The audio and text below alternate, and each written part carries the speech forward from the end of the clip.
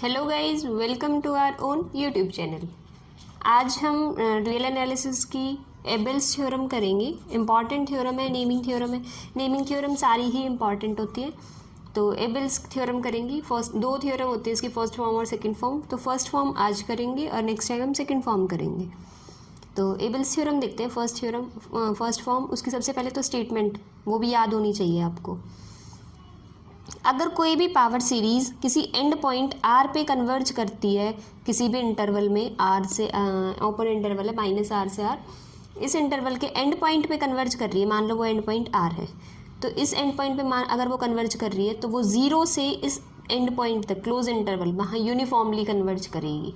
ये कहती है एबेल्स थ्योरम कि अगर -r से r तक यहाँ इस इंटरवल में, ये इंटरवल ऑफ कन्वर्जेंस है कि आर पे अगर कोई ओपन इंटरवल आर, इसमें अगर वो आर पे भी कन्वर्ज कर रही है पावर सीरीज, तो 0 से आर तक वो यूनिफॉर्मली कन्वर्ज करेगी। यही कहती है एबेल्स की फर्स्ट फॉर्म। तो इसको प्रूव करेंगे। अभी SNP सम फंक्शन जो करते थे शुरू से हम, थोड़ा सा नहीं समझ में आए ये सम फंक्शन या इस तरीके से, तो मैं आपको बता दूंगी कि सम फंक्शन क्या है, या थोड़ा सा अंदाज़ा आप है ना AP या GP पढ़ा होगा, हमने 11th-12th में पढ़ते आए हैं, उससे ले सकते हो। SN कैसे निकलता था, A1 + A2 + some of n terms होता था, तो वही काम है इसमें। बस SNP है क्योंकि इसमें ए पावर सीरीज़ की फॉर्म चलती है। A1 इसमें R की चला रखी है, A2 इस तरह करके, ठीक है, A3 R³ इस तरह। तो ये क्या है, सम फंक्शन है। अभी क्या है, अब यहाँ से SN1 निकालना हो, हम जनरली देखते थे S1 निकालते थे AP में, तो वो क्या होता था, फर्स्ट टर्म। S2 क्या होता था, पहली दो टर्म्स का सम। और अगर हमें इस S1 S2 की हेल्प से हम ये कहते थे कि A1 निकालना है, तो A1 क्या है, पहली टर्म्स का सम S1। A2 निकालते थे जब AP में, तो S2 - S1 करते थे कि पहली दो टर्म्स का जो सम है उसमें से पहली टर्म का सम माइनस कर दो तो सेकंड वाली आ जाएगी। A3 निकालना होता था तो हम ये कहते थे पहली तीन टर्म्स के सम में से पहली दो टर्म्स का सम माइनस कर दो, तीसरी ही टर्म आएगी। सेम काम पावर सीरीज़ के लिए कर रखा है। ये सब इसे AN RN+1 को A1 या मतलब A मान के चल लो, और SN1 इन चीज़ों को SN मान के चल लो। ये A वाली टर्म है, ये S वाली टर्म है, ठीक है, सारा GP वाला है यहाँ तक। आई होप आपको समझ आ गया होगा कि भाई फर्स्ट जो टर्म होती है वो फर्स्ट का सम होता है, सेकंड टर्म निकालनी हो तो पहली दो टर्म्स का सम माइनस फर्स्ट टर्म का सम। N+Pth टर्म निकालनी हो तो पहली Pth टर्म का सम माइनस में P-1 टर्म्स का सम। अगर हम ये करते हैं तो हमारी Pth टर्म निकल जाएगी। अभी हमने टर्म्स निकालनी सीख लिए, इन चीज़ को हम यूज़ करेंगे। ये जो ये चीज़ें जो हमने टर्म्स निकाली है ना, कि टर्म्स निकाली है in terms of sum function, ठीक है, कि पावर सीरीज़ की जो टर्म्स हैं वो निकाली हमने, और किसकी फॉर्म में, in the form of sum function. अभी देखो क्वेश्चन में हमें गिवन है, स्टेटमेंट यही है कि सीरीज़ जो वो एंड पॉइंट R पे कन्वर्ज कर रही है। हो सकता है वो -R पे करे, लेकिन हम R के लिए लेके आ रहे हैं, एंड पॉइंट R पे कन्वर्ज कर रही है ये कह रहे हैं, ठीक है। तो वैसे इंटरवल क्या था कन्वर्जेंस का, ये इसके हिसाब से तो नहीं होती, लेकिन वो कह रहे हैं अगर इस इंटरवल में R पे भी कर जाए साथ में तो ये एबेल्स थ्योरम है। तो x = R के लिए, तो हर गिवन एप्सिलॉन के लिए R पे है तो AN RN पे कन्वर्ज करेगी, x = R के लिए तो वो कन्वर्जेंट होगी। कॉशी क्राइटेरिया लगा लो, Cauchy general principle of convergence. एक इंटीजर n एग्जिस्ट करेगा such that AN+1 RN+1 up to, ऐसे जैसे हम P के लिए करते, P के लिए बोलते थे हमेशा, लेकिन इस बार Q टर्म यूज़ कर रखी है, आगे P भी यूज़ करेंगे हम, तो Q हमने यूज़ कर ली मान ले इसमें, ठीक है। तो ये इनका मोड किससे छोटा होगा, एप्सिलॉन से, फॉर ऑल n > n।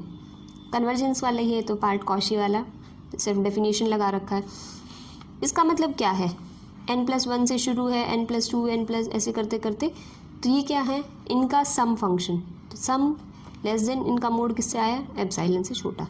इसको यहीं ड्रॉप कर दो, ठीक है। इस चीज़ की यूज़ होगी बहुत, Q की वैल्यू हर Q के लिए काम करेगा, 1 2 3 अप टू सो ऑन, ठीक है। अब हमें प्रूव क्या करना है कि यूनिफॉर्मली कन्वर्ज करेगा 0 से क्लोज इंटरवल R पे। तो एक एलिमेंट इसका लेके चलो x, तो x एलिमेंट हमने लिया 0 से R इंटरवल में, तो तो खुद देखो, अब 0 से x, थोड़ा सा ये लॉजिकली मैं बता रही हूँ कि ये टर्म कैसे लिखी गई है। 0 से r के लिए ये 0 है, ये r है, इसके बीच में कहीं x लिया है, तो x बाई आर, मान लो वो x जो होगा हमेशा r से तो छोटा ही होगा, इक्वल आ सकता है लेकिन बड़ा तो कभी नहीं आएगा। अगर हमने x को यहाँ ले लिया तो x इक्वल्स टू आर हो जाएगा। अदरवाइज मतलब अगर x बाई आर देखें हम, x छोटा है और r बड़ा होगा, इक्वल भी हो सकते हैं दोनों, लेकिन बड़ा कभी नहीं होगा x। अगर इक्वल हुए दोनों तो 1 वैल्यू आ जाएगी कैंसिल होके, अदरवाइज हमेशा 1 से छोटी आएगी, क्योंकि अगर x की वैल्यू r हो गई तो r बाई आर इज़ 1, तो इक्वालिटी तो होल्ड करेगी। लेकिन x की वैल्यू अदरवाइज हमेशा r से छोटी है, तो कुछ ना कुछ 0 पॉइंट समथिंग वैल्यू आएंगी, तो वो 1 से इनइक्वालिटी भी है, 1 से छोटी भी होगी, तो 0 पॉइंट समथिंग वैल्यू आती रहेंगी हमेशा, ये 1 से छोटी होंगी। अब तुम ये देखो, इसकी 0 पॉइंट समथिंग की मान लो 0.1 कह लो तुम, जितनी बड़ी पावर होगी ये पूरी वैल्यू उतनी ही छोटी होगी। तो n प्लस पी जो है वो पावर है, n plus P minus 1, power छोटी होगी, पावर छोटी होगी तो पूरा नंबर बड़ा हो जाएगा, क्योंकि ये 1 से छोटा नंबर है। इसको आप हमेशा अगर ना समझ आए तो x को इंटरवल को थोड़ा सा कैलकुलेटिव बना के देख लो, 0 से 2 ले लो इंटरवल, x की वैल्यू 1 ले लो इनके बीच में, 1/2 की वैल्यू जितनी बड़ी करते जाओगे पावर, ये पूरी वैल्यू उतनी ही छोटी होती जाएगी। ठीक है, तो x बाई आर जो है उसकी पावर अगर कम करोगे तो वैल्यू और बड़ी हो जाएगी, और बड़ी हो जाएगी। अगर n प्लस 1 पे आ गई तो भी वो वैल्यू बड़ी होगी, और लेकिन ये सारी की सारी वैल्यू 1 से तो पक्का छोटी होंगी। ठीक है, अब कंसीडर करते हैं हम ये for n greater than equals to n, an plus 1 x, अगर ये वाला पार्ट और इसमें x हमें पता है x कहाँ है, 0 से r इंटरवल में है। अगर इस x के लिए ये पूरे वैल्यू लेस देन एप्सिलॉन आ जाए तो हम कह देंगे यूनिफॉर्मली कन्वर्ज कर रहा है, क्योंकि x जो है वो 0 से r के लिए है, तो हम कह देंगे यूनिफॉर्मली कन्वर्ज कर रहा है इस इंटरवल में।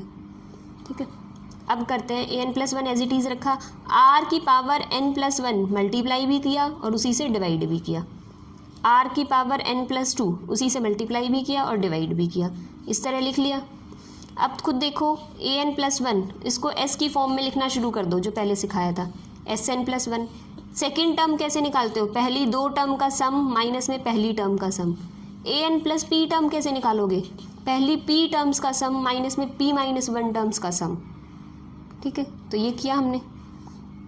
उसके बाद जहाँ जहाँ sn1 है जिसमें उनको उठाओ, इसमें है sn1 तो इसकी वैल्यू रखो, माइनस का sn1 इसमें है तो इसकी वैल्यू, sn1 वाली टर्म्स होगी, ब्रैकेट क्लोज करो, प्लस sn2 इसमें है, हाँ तो ये वाली टर्म लिखो, ऐसे ही माइनस का अगले वाली आएगी, इकट्ठे कर रखे हैं। sn प्लस snp में सिर्फ अकेली ये टर्म बनेगी। ठीक है, अब आगे क्या है, इसमें हम आगे करेंगे ये वाला जो मोड है उसको अलग अलग करेंगे, सॉरी आपको नहीं दिखाओ तो इस मोड को जो है ना आगे सेपरेट करेंगे। यहाँ हमने कॉमन लिया है, sn1 कॉमन लिया है, sn2 कॉमन लिया है, sn3 कॉमन लिया है, snp। मोड को अलग अलग करो, इनइक्वालिटी चेंज हो जाएगी। ठीक है, सम पे अलग अलग करेंगे तो मोड इस पे लगा दो, sn1 पे, sn2 पे, snp पे, इस तरह लगाया तो inequality less than equals to क्या आ जाएगी, देखो आ गई यहाँ तक, मोड अलग अलग किया।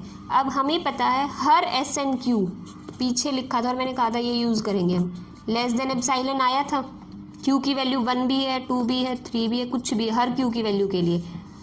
तो q की वैल्यू अगर 1 है तो इसकी वैल्यू sn1 की वैल्यू लेस देन एप्सिलॉन, इसकी वैल्यू लेस देन एप्सिलॉन, इसकी वैल्यू लेस देन एप्सिलॉन। तो epsilon into this plus epsilon into this plus up to so on epsilon into this, सब जगह से एप्सिलॉन कॉमन ले लो, बाहर आ गया। अंदर वाली टर्म्स को कंबाइन करो, एज इट इज़ प्लस ये एज इट इज़ प्लस ये वाली एज इट इज़, ये एज इट इज़ रहेगी, इससे ये कैंसिल हो गया। आगे n+3 वाली से n+3 वाली, n+p से n+p कैंसिल, n+1 वाली टर्म्स बच गई है हमारे पास। ठीक है, ये आ गया एप्सिलॉन। अब जहाँ मैंने आपको पूरा कंप्लीट समझाया था तो उसमें बताया था ना x बाई आर की पावर कितनी, जितनी बड़ी पावर होगी वैल्यू उतनी छोटी होती चली जाएगी। ये वाली जो मैंने सीक्वेंस समझाई थी उसमें लास्ट में आया था x बाई आर की power n+1 is less than equals to 1, कि 1 से तो छोटी रहेगी क्योंकि x की वैल्यू हमेशा या तो r के इक्वल होगी या छोटी होगी, बड़ी कभी नहीं होगी।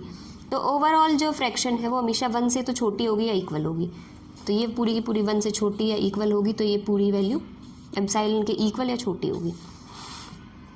तो ये वैल्यू क्या आ गई, less than epsilon for all n greater than equals to n, p greater than equals to 1 और x की वैल्यू क्लोज इंटरवल 0 से r। तो इस इंटरवल में अगर x है तो इन x जब भी हम x की वैल्यू रखेंगे तो एप्सिलॉन से छोटी आ रही है। तो कॉशी क्राइटेरिया क्या कहता है, कॉशी क्राइटेरिया यही कहता है कि ये जो कन्वर्जेंस है वो कैसी होगी, यूनिफॉर्म इस इंटरवल में। ठीक है, अभी हमने किया था x इक्वल्स टू आर के लिए एंड पॉइंट हो, और अगर x equals to minus R के लिए हो, यही क्योंकि एबेल्स थ्योरम यही तो कहती है कि अगर आपके एंड पॉइंट पे कन्वर्ज कर रहा है तो जीरो से उस एंड पॉइंट तक या उस एंड पॉइंट से जीरो तक वो यूनिफॉर्मली कन्वर्ज करेगी वो पावर सीरीज़। हमने आर के लिए थ्योरम कर दी है, लेकिन अगर ये माइनस आर के लिए देखा जाए तो ये पावर सीरीज़ जो है वो माइनस आर से, अगर माइनस आर पे कन्वर्ज कर रही है ये सीरीज़, तो माइनस आर से ज़ीरो तक ये यूनिफॉर्मली कन्वर्ज करेगी। ठीक है, और इसी तरह अगर हम कहें कि अगर वो जो सीरीज़ है पावर सीरीज़ वो माइनस इस इंटरवल में कन्वर्ज कर रही है, लेकिन वो साथ साथ माइनस आर पे भी कन्वर्ज कर रही है और प्लस आर पे भी, तो ऑब्वियसली वो माइनस आर से प्लस आर तक क्लोज इंटरवल पे यूनिफॉर्मली कन्वर्ज करेगी। ठीक है, तो इसी के एक तरह से सिंप्लिसिटी या और डिराइव्ड फॉर्म कह लो या थोड़ा सा रिप्लेस्ड या चेंजमेंट है ये। तो आज के लिए बस यही करते हैं एबेल्स थ्योरम में। So thank you guys for watching my video. If you like it, please like, share and subscribe my channel. Thank you guys.